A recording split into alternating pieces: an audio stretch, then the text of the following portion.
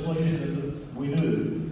Sometimes we also feel very good about bringing legislation that we believe in, and this is one of those moments for me. Mr. Speaker, I'd like to move passage of Senate Bill 2060 on third and final consideration. That's a proper motion, properly seconded.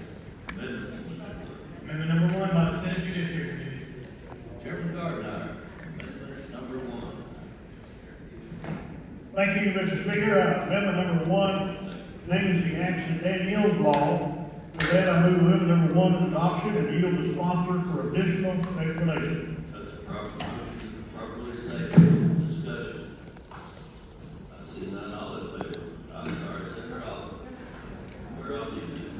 All in favor of the amendment, say aye. Aye. Opposed, nay. It's kind of weird. Senator Wallace. Thank you very much, Mr. Speaker. Mr. Speaker, we have just named this act in honor of Ms. Danielle Pyle, who many members of our Judiciary Committee met at her very moving testimony a week or so ago, and she is joining us today, Mr. Speaker, up to the gallery on my left. Danielle, if you'd like to stand, I'd love for people just to be able to see you as I tell a bit about her story and why this bill is before us, Mr. Speaker. It's deeply rooted in her experience when she came to the Sexual Assault Center, SAC Clinic, following an assault. Danielle very courageously came in and reported this crime. Unfortunately, Mr. Speaker, as we know, there were problems back that we hope were remedied, certainly with our TBI, but the rape kit was lost. The statute of limitations expired, Mr. Speaker, which now is only 1 year for victims of sexual assault to be able to institute any civil action against a perpetrator.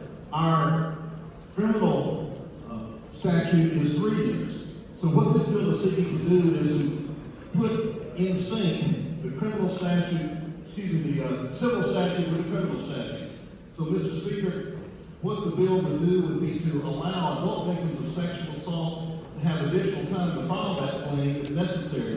Because so many survivors are dealing with not only the trauma, but also the bureaucracy of trying to get all the information that's needed to not only institute a criminal investigation, but to provide them with what they need to initiate civil action. So, Mr. Speaker, if we pass this bill, Senate Bill 2060, it won't help Danielle, but it's going to help other victims like Danielle, who she is so courageously come to represent.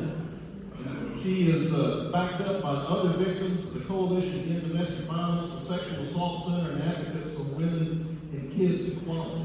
Mr. Speaker, it would extend from 1 year to 3 years if a report was made to police about the assault for the civil action to be initiated, and up to 5 years, up to 5 years if they reported it to police, up to 3 years if it had not been reported to police.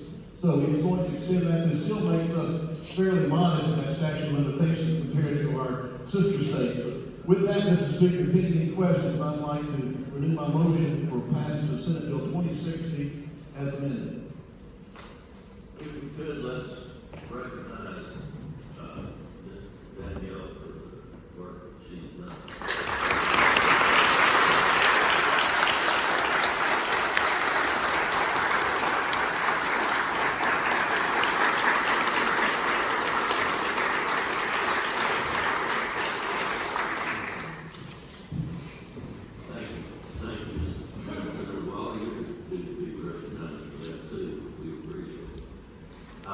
Let's see, amendments. Do we have amendments on the bill? Senator Oliver. Thank you, Speaker. I just wanted to thank the sponsor for bringing this legislation. It's so important to survivors like Danielle, but also myself, who is a survivor. And it's so important to have that runway time. I supported the Sexual Assault Center. I've spoken at some of the conferences, the whole long story. So they do some really great work. So thank you for that. I will be signing on as a co-sponsor for this legislation. But again, it's so important that survivors have that time, because as they're working through their trauma, whether it's therapy or whatever, 1 year is just not enough, and sometimes it takes a lot of years.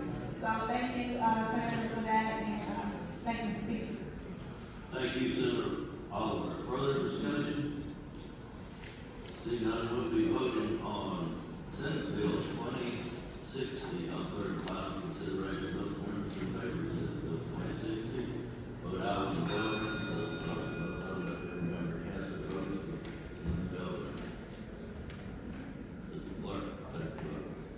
Ayes 28, no nays.